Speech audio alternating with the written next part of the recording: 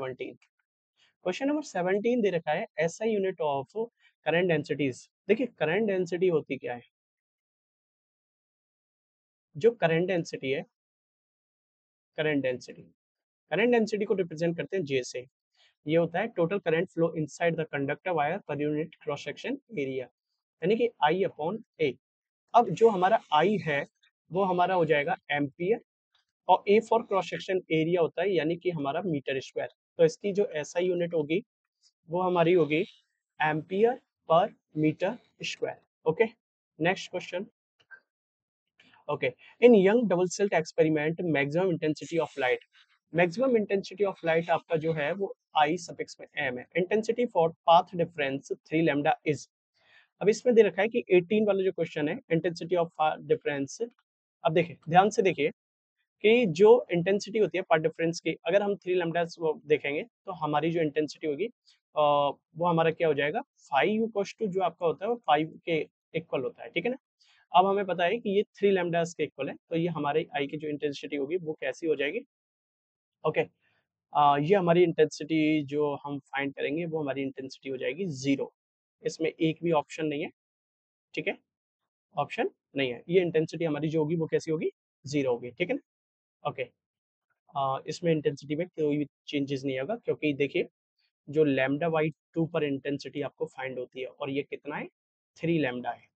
Lambda by 2 पर आपको intensity find होती है क्योंकि ये 5 बाई लैम्डास के इक्वल होता है, तो 3 लैम्डास के फॉर्म में जब आप जाएंगे ये हमेशा आपको ऑड फॉर्म में फाइंड होती है, ठीक है ना। ओके, तो इसमें आपको इंटेंसिटी कितनी मिलेगी 0 मिलेगी, ठीक है ना।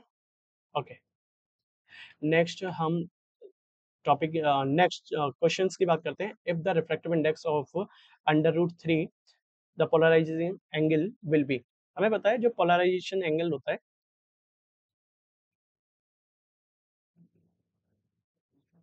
Polarising angle IP equal to आपका म्यू के इक्वल होता है, और म्यू आपका अंडर रूट 3 है। अंडर रूट 3 आपके किसके लिए होता है 60 डिग्रीज के लिए होता है। किसके लिए होता है 60 डिग्री के लिए होता है। तो आपके ऑप्शंस कितने दे रखे हैं, अब 4 ऑप्शंस दे रखे हैं जिनमें से आपका और करेक्ट ऑप्शन कौन सा है 60 डिग्री है, ठीक है। ओके, नेक्स्ट क्वेश्चंस की हम बात करते हैं। 19 के बाद 20 क्वेश्चंस में है एन प्रकार के अर्धचालक का शुद्ध आवेश होता है। जो एन प्रकार का अर्धचालक होता है उसका शुद्ध आवेश हमेशा एन प्रकार के N net charge on the N type semiconductor is. जो नेट चार्ज होता है एन टाइप सेमीकंडक्टर इज हमेशा 0 होता है। कैसा होता है net charge of the N type semiconductor is always be 0। Okay, next हमारा आ गया कि अप्रोक्सीमेट रेडियस ऑफ 13 AL27, यानी कि एल्यूमिनियम के न्यूक्लियस आपको फाइंड करना है। और आपको पता है न्यूक्लियस के लिए आपको पता है R you to R naught A की पावर 1/3 होता है, ठीक है। ओके, आर नॉट यहाँ पर क्या है एक कॉन्स्टेंट है, ठीक है, जिसकी वैल्यू होती है 1.2 इंटू 10 की पावर माइनस के 15 मीटर्स के रेस्पेक्ट में। और ए आपका यहाँ पर क्या है एटॉमिक मास को रिप्रेजेंट करता है, जो कि आपका मास मास ऑफ एलिमेंट, ये एटॉमिक है, एटॉमिक मास ऑफ एलिमेंट्स को रिप्रेजेंट करता है रीजेंट्स के फॉर्म में। अब आपने इनकी वैल्यू को यहाँ पुट किया, आपका आ गया 1.2 इंटू 10 की पावर माइनस के 15 इंटू आपका मास आ गया 27 और इसकी जो पावर है वो 1/3 है, ठीक है। तो आपका आर यू टू आ जाएगा 1.2 इंटू 10 की पावर -7 आपकी। तो आप डायरेक्ट ही कर सकते हैं इससे, फिर तो कुछ रहा ही नहीं है इसमें क्योंकि वैल्यू हमने मेंशन की है। तो आप इसमें लिख सकते हैं, आपने इसे किया कि 3 ये 3 के इक्वल हो गया क्योंकि आपको पता है रूट्स की वैल्यू 3 के इक्वल हो जाएगी। तो ये पूरा की पूरा किसके इक्वल हो गया 3 के इक्वल। 3 से मल्टीप्लाई किया तो आपका हो गया 3.6 इंटू 10 की पावर माइनस के 15, यानी कि आप रेडियस ऑफ एल्यूमिनियम एटम्स की बात कर सकते हैं वो 3.6, ठीक है ना, फर्मी के इक्वल आएगा। देखते हैं ऑप्शंस में कुछ ऐसा ऑप्शन है। हाँ, हमारे पास ऑप्शन नंबर जो थर्ड है वो 3.6 फर्मी है, ठीक है। ओके, 3.6 फर्मी है। आगे बढ़ते हैं next question number 22। Question number 22 में क्या दे रखा है कि जो क्वेश्चन नंबर 22 है, ठीक है, क्वेश्चन नंबर 22 में दे रखा है if current change with the uniform speed of 10 metre per second in the coil, self inductance of ये the induced electromotive force will be, you know that electromotive force, ठीक है ना, इंड्यूस्ड इंड्यूस्ड जो induced electromotive force होता है, ये बराबर होता है हमारा ई यू कॉस टू, ठीक है ना, okay, L D I by D T K, L D I by D T K, okay. तो ये हमारा माइनस में होता है, तो हम चाहे तो इसे बस डायरेक्शन के पर्पज से माइनस लगा सकते हैं, अदरवाइज नहीं। तो हमारी जो गिवन डेटा में जो वैल्यू दे रखी है, गिवन डेटा में जो वैल्यू दे रखी है वो देखिए किस तरीके से दे रखी है कि ये स्पीड है, स्पीड का मतलब हो गया स्पीड आपकी यूनिफॉर्म स्पीड ऑफ, जो speed of currents per unit second दिख रखा है, तो ये आपकी D I by D T की वैल्यू है, और D I by D T की वैल्यू कितनी है, 10 एम्पियर पर सेकेंड है, ठीक है, ओके। एंड सेल्फ इंडक्टेंस आपका एल है, जो कि 2 इंटू टेन टू की पावर माइनस के 3 हेनरी है। आपने क्या किया, सबसे पहले एल एल की वैल्यू यहाँ पर पुट की है 2 इंटू टेन टू की पावर माइनस का 3 into D I, D I में आपका जो वैल्यू दे रखा है वो 10 दे रखा है, तो आपका ईएमएफ आ गया, इंड्यूस्ड ईएमएफ जो आपका आएगा वो 2 इंटू टेन टू की पावर माइनस का 3 आएगा, ठीक है, ओके। आगे बढ़ते हैं, इसके आंसर हो गए, इसके आंसर इस तरीके से दे रखे, और ये वोल्ट्स हो गया, आप इसे इस तरीके से भी लिख सकते हैं 0 पॉइंट, ठीक है, ये पॉइंट्स जाने की वजह से ये 2 रह गई पावर, तो ये हो जाएगा 0.02, 0.02 वोल्ट्स हो गए, तो 0.02 वोल्ट्स आपका करेक्ट ऑप्शन सी है, ठीक है, okay. What is the critical angle of a medium of A refractive index 2, यहाँ पर रिफ्रैक्टिव इंडेक्स 2 नहीं होगा, अंडर रूट 2 होगा, ये थोड़ा सा मिस्टेक है क्वेश्चन में, ठीक है, अंडर रूट 2, ओके। अब क्वेश्चन नंबर जो आपका 23 है, आपको पता है रिफ्रैक्टिव इंडेक्स,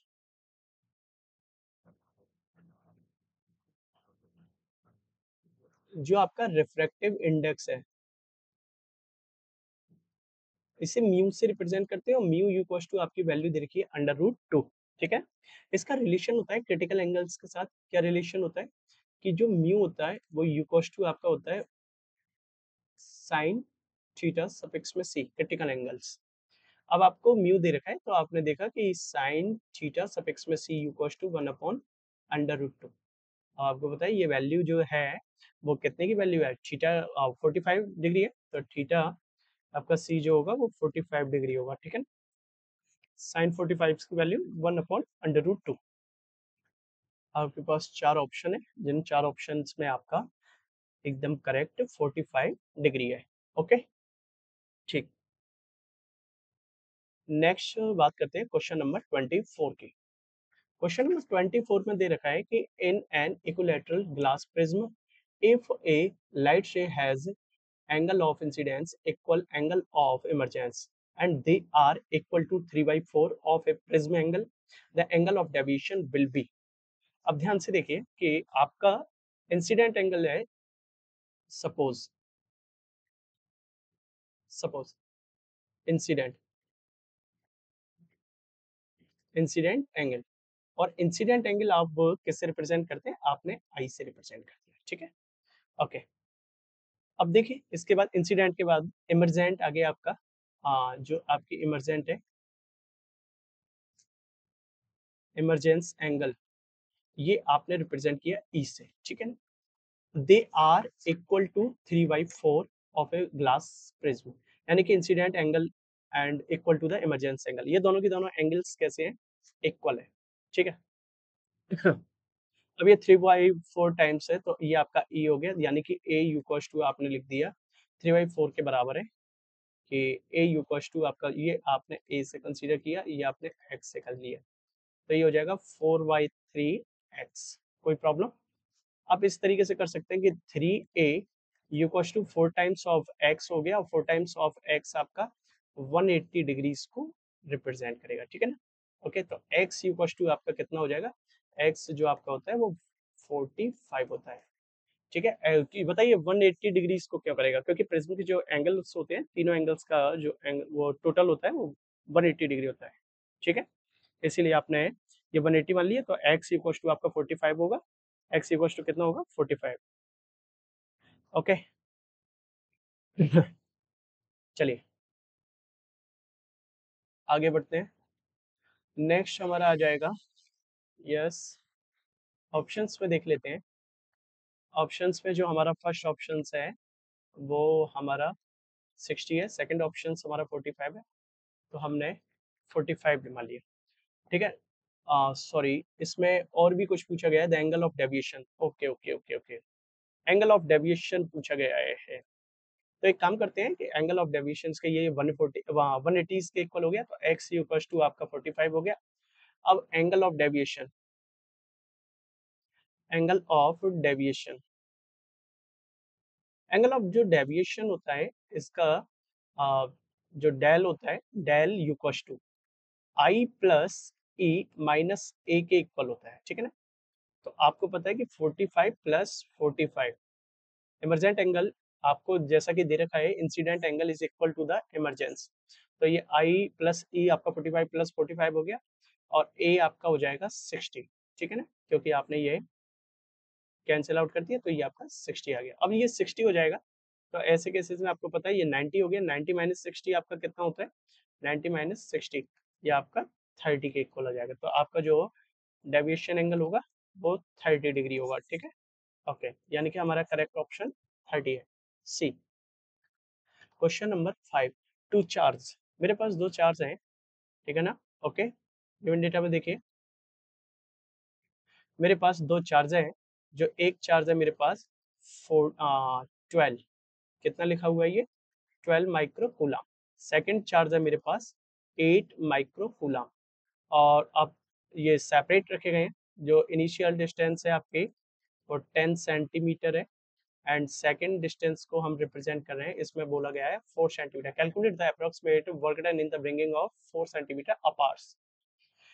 तो देखिए फर्स्ट के लिए आप क्या करेंगे, टोटल फर्स्ट के लिए जो वर्क डन आपने निकाला के Q1 Q2 अपॉन G1, तो आपने फर्स्ट के लिए वर्क डन निकाल लिया, जैसे कि के की जगह आपको पता है कि 1/4 पाई एप्सिलॉन नॉट होगा, Q1 की जगह पर आपका क्या होगा 12 इंटू 10 टू की पावर -6 होगी, और Q2 की जगह पर आपका 8 इंटू 10 टू की पावर -6 होगा, अपॉन में आपका आ जाएगा D1, यानी कि आपका 10 इंटू 10 टू की पावर -2।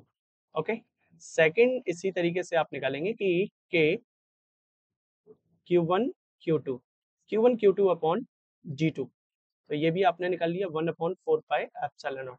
एज इट इज सब कुछ सेम ही रहेगा, एज इट इज सब कुछ सेम ही रहेगा, बस आपकी डिस्टेंस चेंज हो रही है, और डिस्टेंस जो आपकी चेंज हो रही है उसी की वजह से दोनों के बीच में डिफरेंस निकल आएगा, यानी कि 4 इंटू 10 टू की पावर -2 का, ठीक है।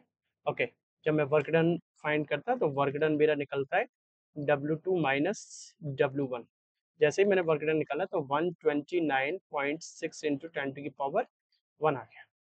आप इसे अप्रोक्स लिख सकते हैं 12.96, ठीक है, या फिर ये इस तरीके से अप्रोक्स लिखा जा सकता है 13 जूल,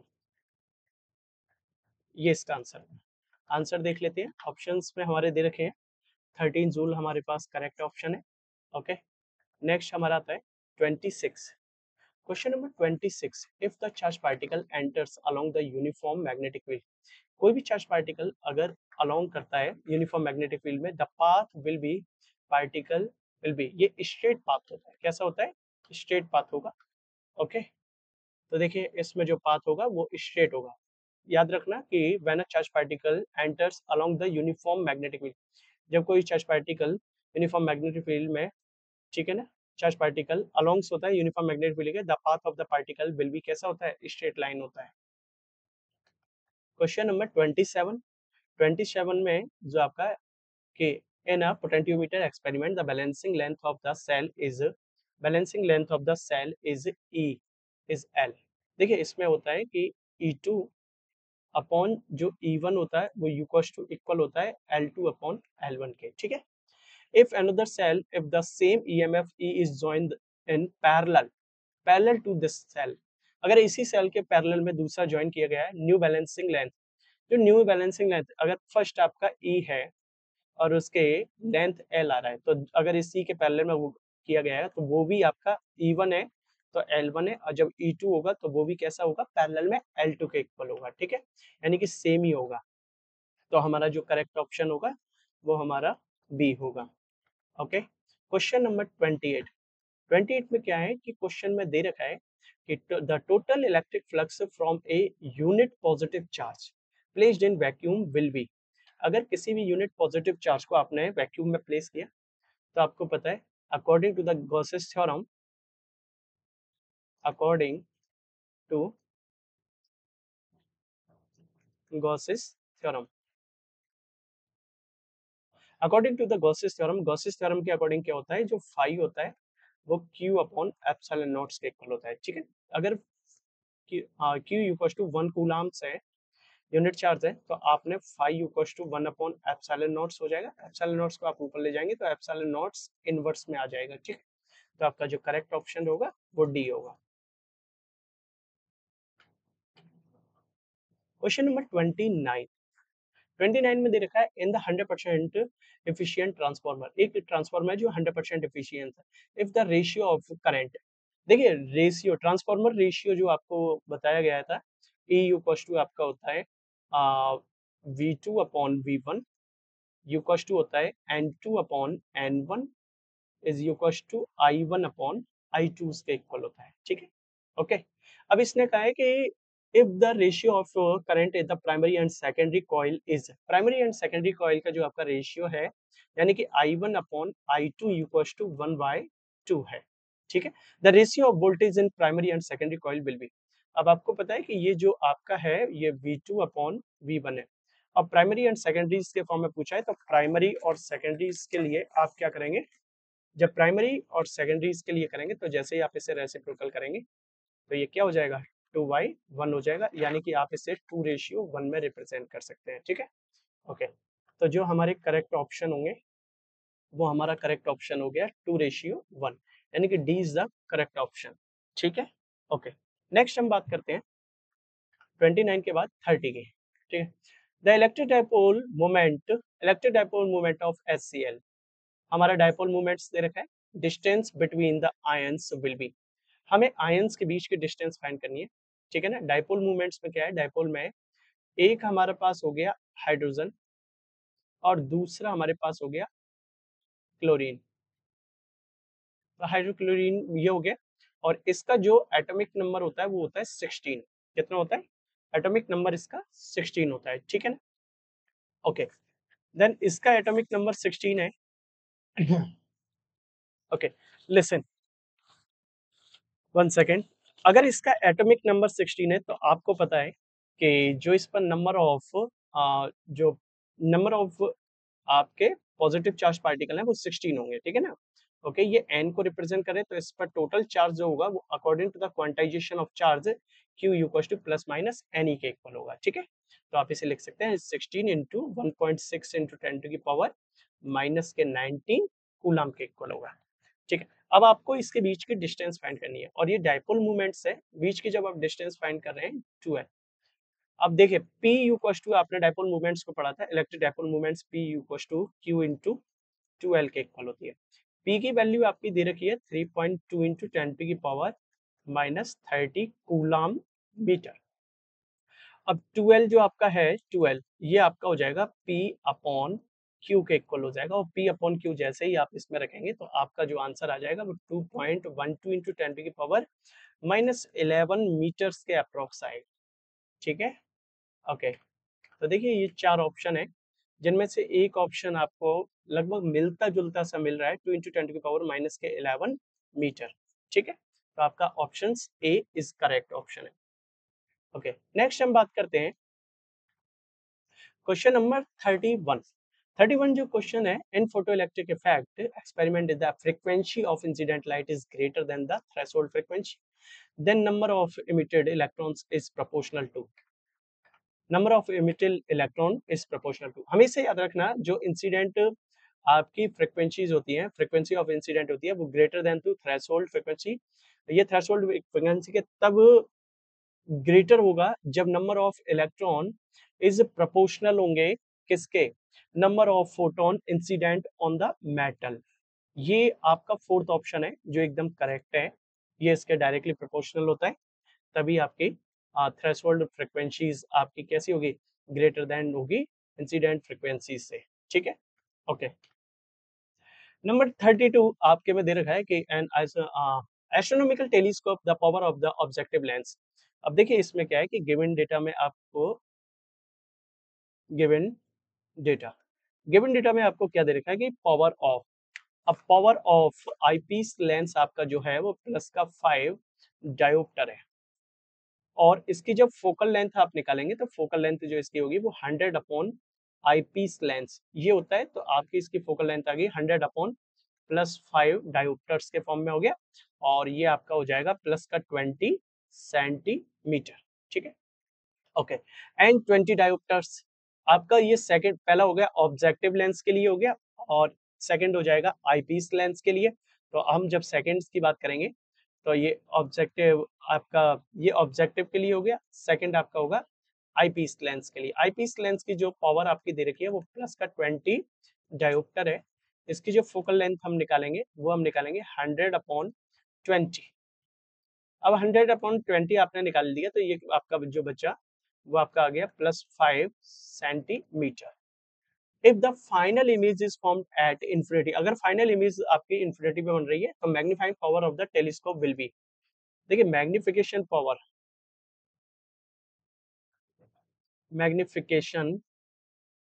मैग्निफिकेशन पावर, ठीक है ना। मैग्निफिकेशन पावर का जो फॉर्मूला होता है आपका M U equals to F O upon F E के इक्वल होता है।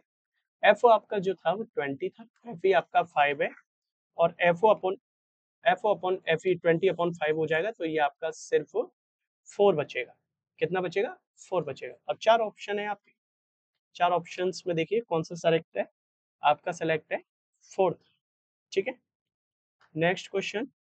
इन electric field and magnetic field vectors of electromagnetic waves, electric field and magnetic field जो वेक्टर्स होते हैं of electromagnetic waves, the direction of propagation of electromagnetic waves is, याद रखना जब भी कोई पार्टिकल्स मोशन करता है तो इलेक्ट्रिक फील्ड और मैग्नेटिक फील्ड, इलेक्ट्रिक फील्ड और मैग्नेटिक फील्ड बोथ क्या होती हैं, हमेशा एक दूसरे के कैसी होती हैं, परपेंडिकुलर्स होती हैं। हमेशा एक दूसरे के, इलेक्ट्रिक एंड मैग्नेटिक फील्ड हमेशा एक दूसरे के कैसी होगी, परपेंडिकुलर होगी।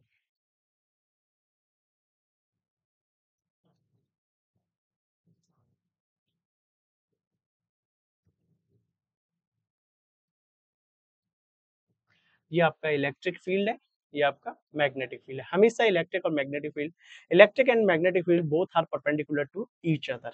ठीक है, ओके।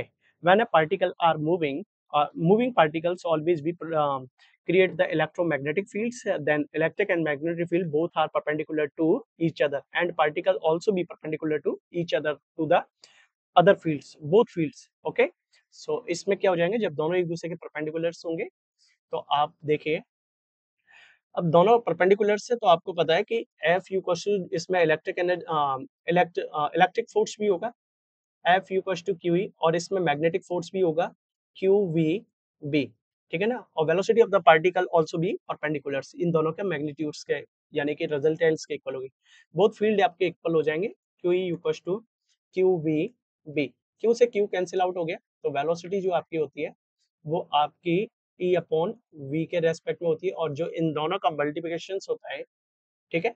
अगर टोटल फोर्सेस की बात करेंगे तो आपके लॉरेंज फोर्सेस के according F E plus F M U to आपका क्यू कॉमन आ जाएगा। ठीक है, वी आपका यहाँ रहेगा, और वी के अलावा जो आपका हो जाएगा इसके अंदर जो भी आपकी वैल्यू आएगी, जैसे कि E and B, E and जो आपका ई ये आपका हो जाएगा ए एंड बी के रेस्पेक्ट में जो भी हो जाएगा, यानी कि v इंटू ई के रेस्पेक्ट में होता है। चलिए इसे इस तरीके से ना करा के डायरेक्टली बता देते हैं, ए बी दोनों एक दूसरे के रेस्पेक्ट में कैसे होंगे। ओके, ठीक।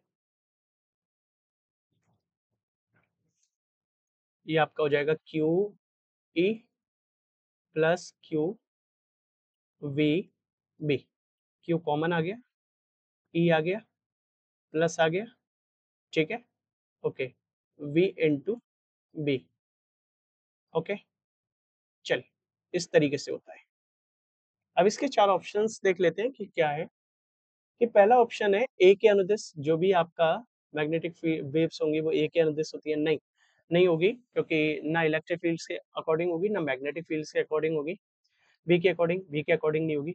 और थर्ड आता है ई एंड बी के अकॉर्डिंग, यानी कि alongs to the E and B. तो ये हमारा करेक्ट ऑप्शन है, क्योंकि परपेंडिकुलर्स होते हैं दोनों की दोनों, तो हमारा C is the correct option. Okay, so thank you so much. और आई होप आप कर सकते हैं, इसीलिए आप ज्वाइन कीजिए। और जैसे ही आप ज्वाइन करते हैं आपको बेटर, इससे भी बेटर क्वेश्चन कराएंगे। ये लास्ट ईयर के कुछ क्वेश्चन पेपर्स हैं जो आपके RUHS अदर आपके जो भी यूनिवर्सिटीज़ और कॉलेज हैं उनके नर्सिंग के पेपर्स हैं, हम इससे बेटर करा सकते हैं आपको, ठीक है। इसमें इसीलिए थोड़ी सी क्वेश्चंस में भी कुछ मिस्टेक्स हैं, तो देख लीजिए आप। Okay, thank you so much. मिलते हैं नेक्स्ट वीडियो पर।